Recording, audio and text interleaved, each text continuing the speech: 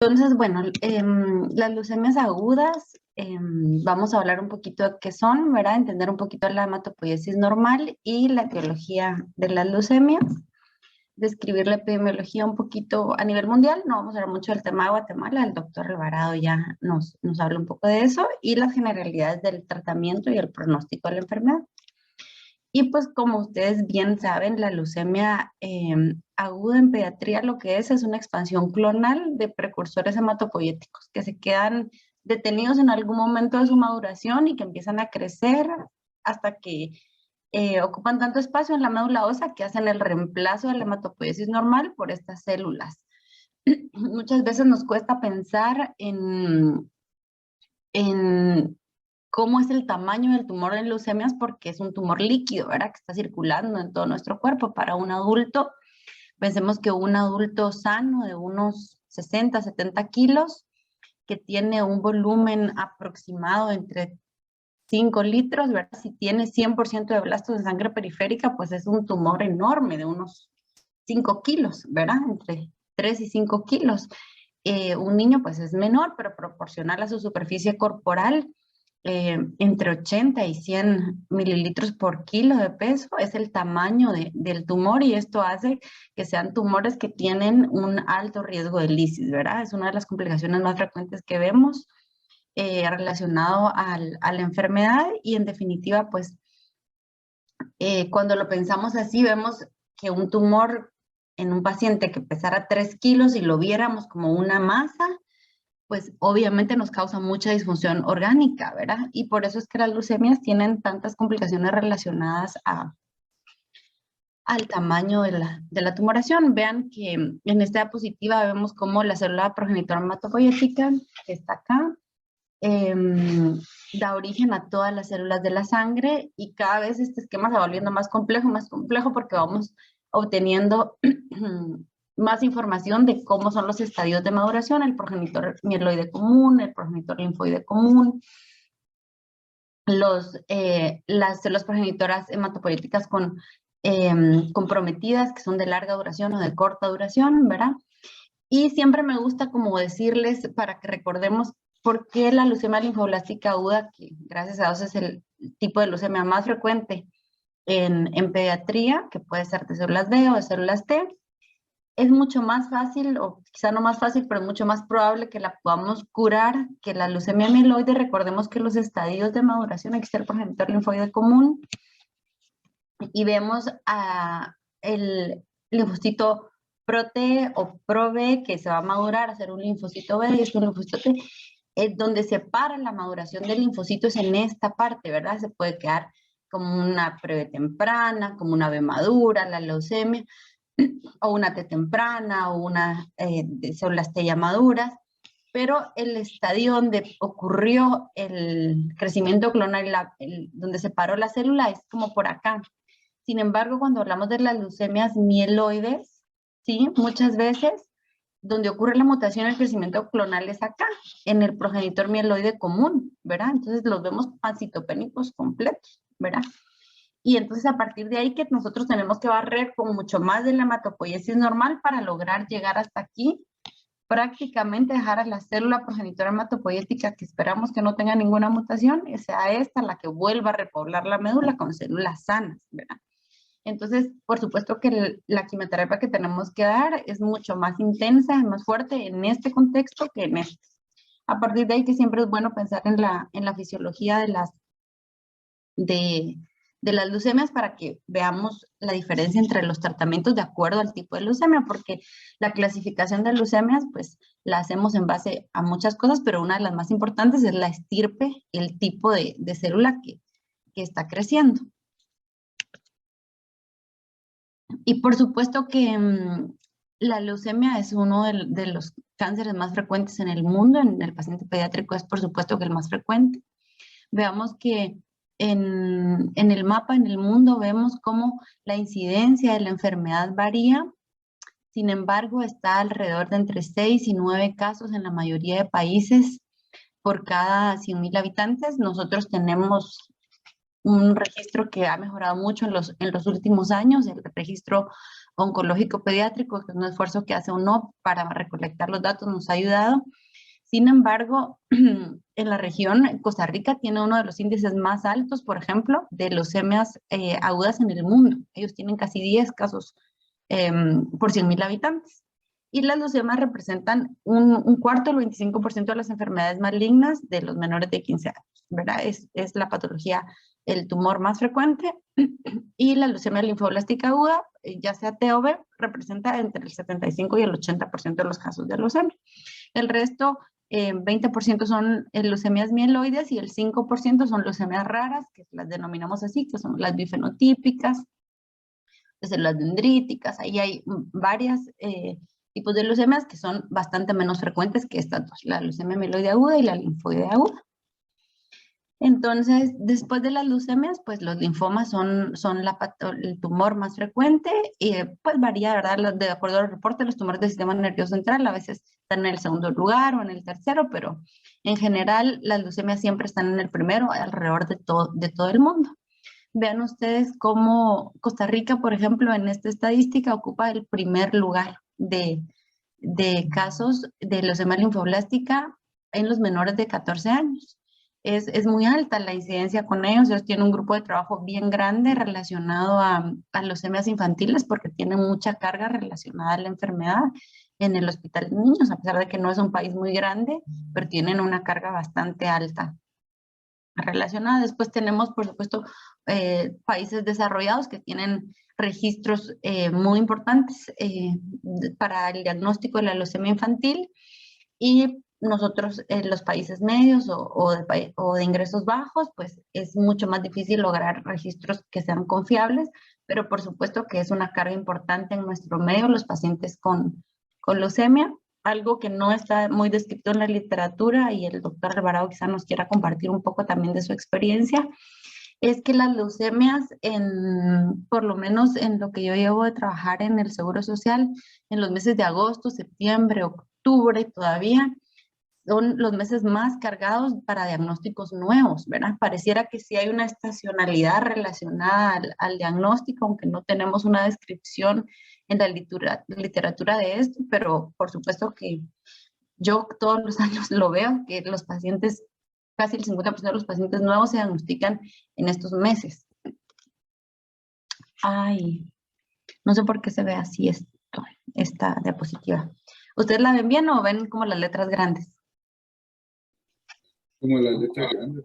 Sí, no sé qué habrá pasado ahí. Bueno, en general, el impacto de la enfermedad es muy alto, ¿verdad? En la década de los 2000 se murieron en el mundo alrededor de 260.000 niños con cáncer en el mundo. Y esto hace que sea un esfuerzo muy grande a los servicios de salud alrededor del mundo lograr estrategias de tratamiento que sean menos tóxicas, porque nosotros tenemos mucha muerte relacionada a toxicidad de la quimioterapia, drogas que son altamente aplaciantes.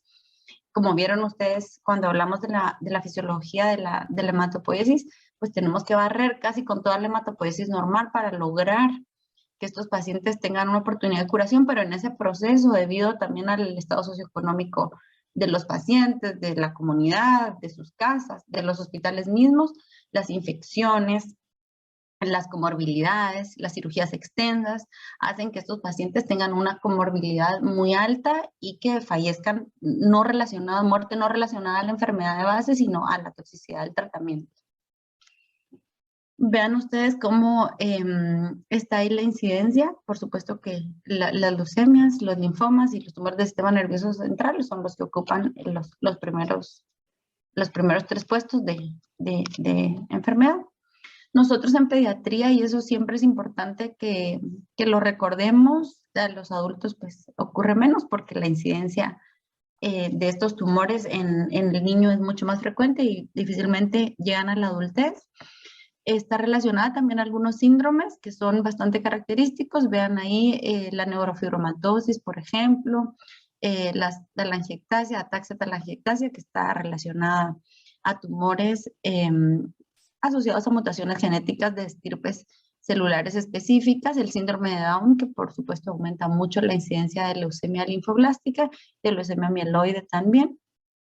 Todas las rasopatías que afectan en la vía de señalización del RAS, ¿verdad? Son todas relacionadas a tumores y nos incrementan la incidencia de los síndromes de falla medular, el síndrome de Fanconi, la esclerosis congénita, están muy relacionadas a tumores sólidos y a leucemia linfoblástica o leucemia mieloide.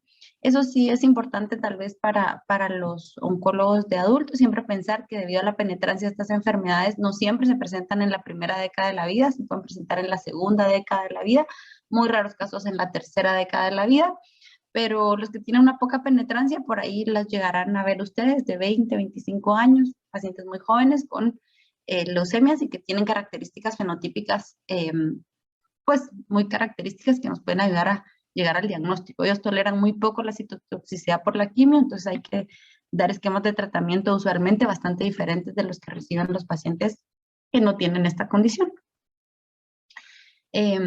Los casos en los pacientes con síndromes aumentan hasta 30 casos por millón, ¿verdad? En los pacientes que tienen el diagnóstico. Y se ha visto que la leucemia linfoblástica aguda tiene un incremento anual en su incidencia casi del 1%, ¿verdad? Que eso es un montón.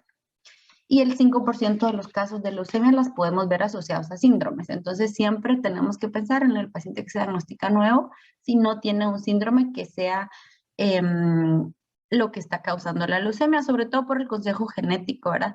La leucemia mieloide aguda familiar, que está bien descrita, es importante dejárselo saber a los padres, porque es una pregunta que siempre tenemos, ¿verdad? Tengo otro hijo, tiene mayor riesgo mi hijo de tener esta enfermedad, tengo que estudiarlo más, tengo que tener más cuidado con él. Esa es una pregunta que siempre está ahí presente y que debemos de contestar con toda la propiedad del caso. Y nuestros pacientes, en la mayoría de casos, ¿verdad? Son niños que tienen esta condición, pero que no tienen un fenotipo o un síndrome característico, sino que son niños que, por otro lado, son normales, ¿verdad?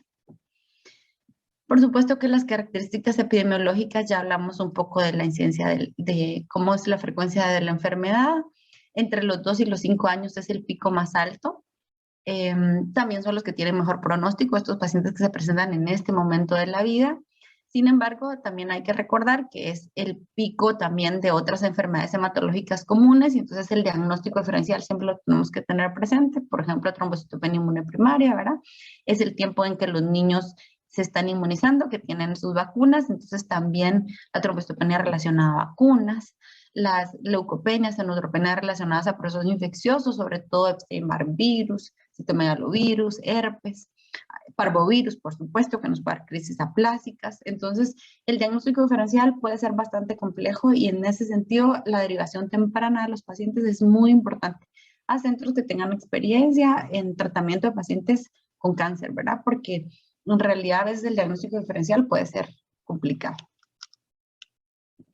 Los factores de riesgo, por supuesto que mucho se habla de esto y hay como información de medicina basada en evidencia que nos permita decir conclusiones, hay poca, ¿verdad? Sin embargo, por supuesto que el factor genético lo conocemos, todas los defectos de inestabilidad cromosómica, las rasopatías, están relacionadas a leucemia. La exposición a radiación ionizante aumenta entre 1.5 y 1.7 veces la probabilidad de tener leucemia en el niño, entonces mucho se habla y hay estudios de las personas que viven con antenas de teléfonos o ahora de internet, de banda ancha cerca de su casa, ¿verdad? Que lo tienen a la par. Si eso aumenta el riesgo de tener leucemia, sabemos que estos tienen radiación ionizante en bajo grado, que la mayoría de radiación es no ionizante, pero es algo que tenemos que tener presente y preguntar siempre en el perfil social porque nos puede ayudar a tener una pista. La exposición a hidrocarburos, sobre todo si son inhalados y pesticidas, también se ha relacionado. La ingesta de alcohol durante el embarazo, sobre todo si el paciente tuvo síndrome de alcohol fetal o tiene secuelas de síndrome de alcohol fetal, esto aumenta hasta 2.86 veces el riesgo de leucemia. Y pues que haya alguien en la familia que fume cigarrillos y que el niño sea un inhalador pasivo del humo de cigarrillo también incrementa hasta 2 veces, casi 2 veces el riesgo de leucemia. Eso es otra cosa que se ha estudiado mucho es el consumo de embutidos, sobre todo salchichas, que a los niños les encanta.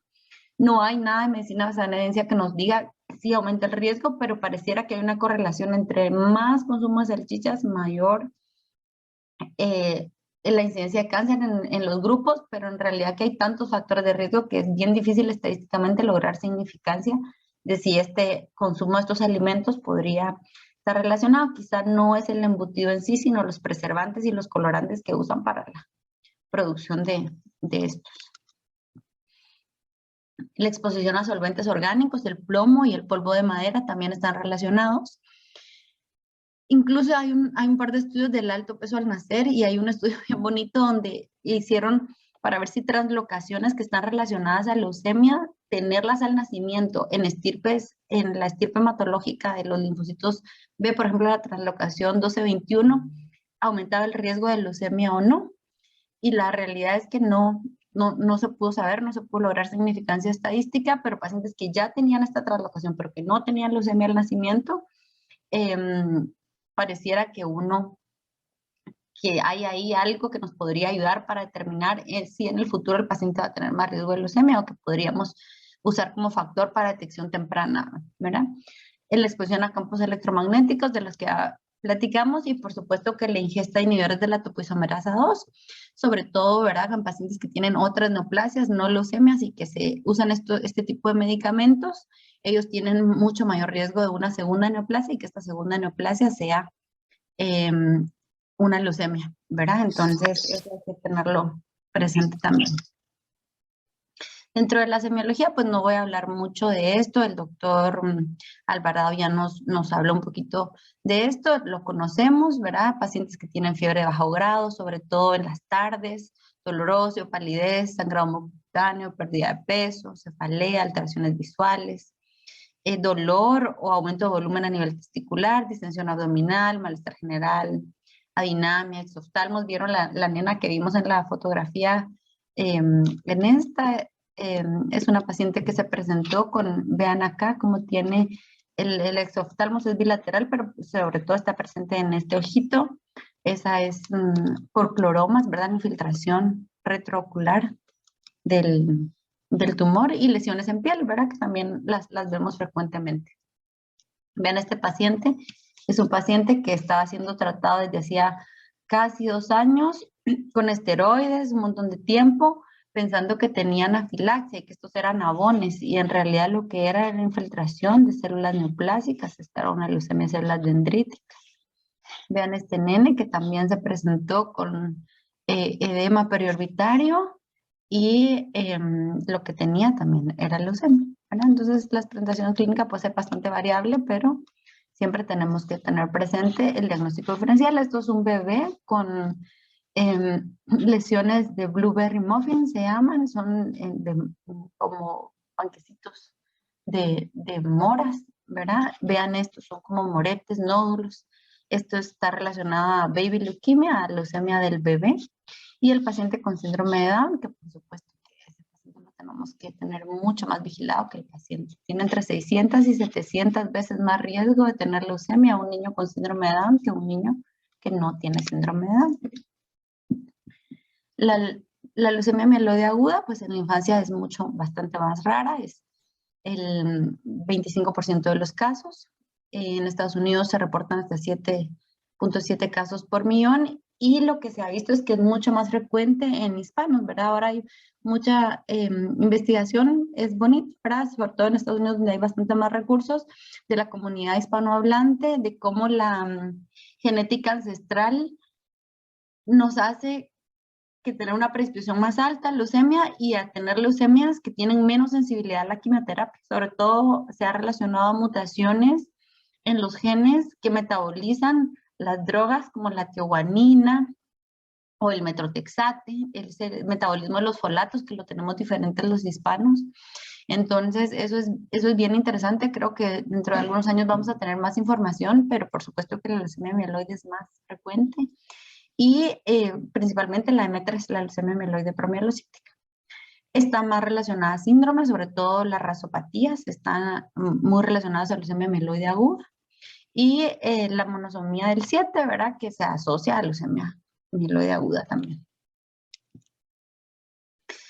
en los lactantes, en los menores de 2 años, pero principalmente en el menor de 1 año, la relación es 1:1, es diferente del niño mayor, ¿verdad? Es tan frecuente tener una leucemia mieloide como una leucemia linfoide. Entonces, eso lo tenemos que tener siempre bien presente porque son pacientes que el pronóstico en general es malo, ¿verdad? Tanto si es mieloide como el linfoide, no, en el bebé, que sea linfoide, no nos mejora mucho el pronóstico, pero por supuesto que sí nos cambia la relación entre la distribución de la enfermedad en las etapas tempranas de la vida.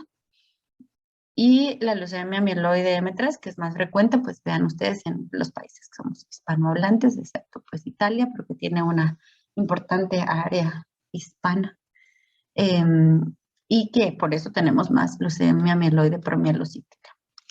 La leucemia mieloide M7, pues es 600 veces más frecuente en el síndrome de Down y tiene una posibilidad alta de curación. La leucemia que si se diagnostica tempranamente, se diagnostica bien, puede tener una curación bastante buena y tiene una alta sensibilidad a la citarabina, sobre todo el paciente que tuvo, el niño con síndrome de Down que tuvo trastorno mieloproliferativo transitorio en la etapa neonatal, tiene muchas veces más riesgo de tener leucemia mieloide que esta sea una M7 en su infancia.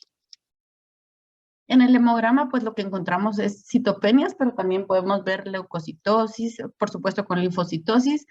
A veces eso es bastante variable de acuerdo al tipo de citómetro que tengamos. Hay citómetros que son pues más viejitos y entonces vamos a ver cuentas muy altas y nos reportan un montón de monocitos, pero en realidad lo que son blastos linfoides que son muy grandes y que nos lo reporta el citómetro como monocitos. Entonces, siempre tenemos que tener una evaluación del frote en todo paciente que tenga citopenias o que tenga reacciones leucemoides, ¿verdad? Para ver la morfología de las células y determinar si realmente lo que el citómetro nos está diciendo concuerda con la realidad. Por supuesto que el diagnóstico siempre va a ser en médula ósea. Hay pacientes que no van a tener blastos en sangre periférica y que tenemos que hacer el examen de médula para estar seguros. Y aunque el paciente tenga reemplazo completo de la hematopoiesis y tengamos blastos en sangre periférica, de todas formas tenemos que hacer un examen de médula ósea para poder confirmar el diagnóstico, ¿verdad? La morfología de las células leucémicas en sangre periférica puede ser diferente, eso lo vemos constantemente. A veces vemos estos blastos horribles en sangre periférica que parecen de una leucemia mieloide y luego hacemos el examen de médula y ahí vemos que es una leucemia linfoide común, ¿verdad? Con blastos L1, L2, entonces eso lo tenemos que tener siempre súper presente. Y por supuesto que el diagnóstico y clasificación depende mucho de cómo, de las posibilidades que tenemos en nuestros hospitales, ¿verdad? Si tenemos posibilidad de hacer citometría de flujo, si tenemos posibilidad de hacer translocaciones, enfermedad mínima residual, la evaluación de la ventana, eso nos ayuda a hacer una clasificación pues mucho más extensa que si tenemos menos posibilidades. Ven ustedes ahí, es una foto de unos blastos linfoides. Y el diagnóstico morfológico consiste pues en establecer el diagnóstico y la clasificación de acuerdo a la estirpe de la célula.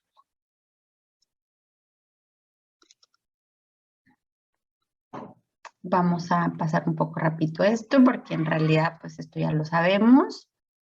Y para hacer el diagnóstico necesitamos que la médula tenga por lo menos 20% de blastos. Eso siempre es bien importante que lo tengamos presentes porque antes de eso lo podemos clasificar como síndromes mielodisplásicos con exceso de blastos o sin exceso de blastos, pero no podemos decir que es leucemia, ¿verdad? Muchos van a tener transformación leucémica, pero no todos los pacientes y entonces el diagnóstico necesitamos ver ese porcentaje de blastos en sangre periférica. Vean, hay unas fotitas. Esta es una leucemia linfoide L3. Vean cómo tiene toda la vacuolización del citoplasma. La vemos mucho en Burkitt, cuando está leucemia linfoma Burkitt.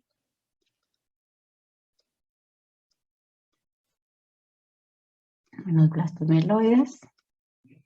Los exámenes complementarios que debemos de pedir siempre en el paciente para hacer una clasificación adecuada de la enfermedad y ver la extensión de la enfermedad y las complicaciones relacionadas al síndrome de Lisis.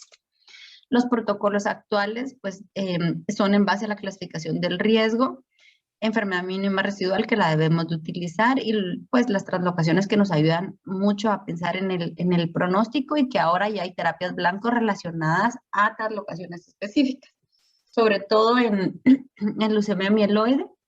Nos ayudan a pensar qué pacientes tienen indicaciones de trasplantes en primera remisión, ¿verdad? De pacientes que estén en primera remisión quizá se benefician que en vez de continuar con un esquema de quimioterapia convencional, pasar a trasplante, o bien al paciente que ya no está en primera remisión, si necesita un trasplante o no. Los tipos de trasplantes que han cambiado al tener donadores alternativos, tener la posibilidad de cosechar células progenitoras hematopoyéticas de otras fuentes, células de cordón umbilical, ¿verdad? O el haploidéntico, que ahora ya hay mucha más experiencia en relación a esto. Los nuevos agentes quimioterapéuticos que tienen menos toxicidad y que son terapias blanco que se toleran bastante mejor, aunque los costos son mucho más altos, ¿verdad? Eso también está relacionado y siempre pensar de la enfermedad injerto contra huésped en los pacientes que tienen trasplantes de donadores alternativos que no son 100% compatibles, ¿verdad? Relacionados o no relacionados y que esta es una carga importante, aunque el paciente se cure, el que se quede con la enfermedad injerto contra huésped. Los protocolos son basados la mayoría en el grupo de trabajo del BFM, ¿verdad? Donde tenemos una inducción, una consolidación y luego una o varias reinducciones, la terapia de mantenimiento que usualmente dura entre 18 meses y a veces puede llegar a más tiempo. En general el tratamiento es de 2 años a 3, dependiendo de cómo va el paciente. Y la intensidad de la terapia varía de acuerdo a la clasificación de riesgo que hicimos al diagnóstico. El pronóstico varía, ¿verdad? Los pacientes de riesgo estándar, de alto riesgo, de muy alto riesgo, pues por supuesto que de acuerdo a estos grupos la posibilidad de recaída es más alta y la mortalidad es más alta. Entre más temprano sea el diagnóstico, pues mejor es el pronóstico, eso lo conocemos, y la adherencia al tratamiento. También que el paciente nos permita hacer un tratamiento en tiempo, que esas condiciones varían mucho por el estado socioeconómico, la citotoxicidad, la tolerancia al tratamiento, pero lo ideal es que entre más adherente sea el paciente, pues menor el chance de recaídas. Y las recaídas, pues, son de mejor pronóstico si son aisladas del sistema nervioso central o testicular, así son combinadas o si son de médula ósea exclusiva. Entonces, siempre pensar que un paciente con una recaída no es que ya lo debemos de desahuciar, sino probablemente es una recaída ya fuera de tratamiento y fue aislada del sistema nervioso central o fue combinada, tiene un mejor pronóstico, pues todavía posibilidades de curación, ¿verdad? Entonces, siempre tener presente esa parte. Espero no haberme pasado o estar justo a tiempo. Doctor Castro.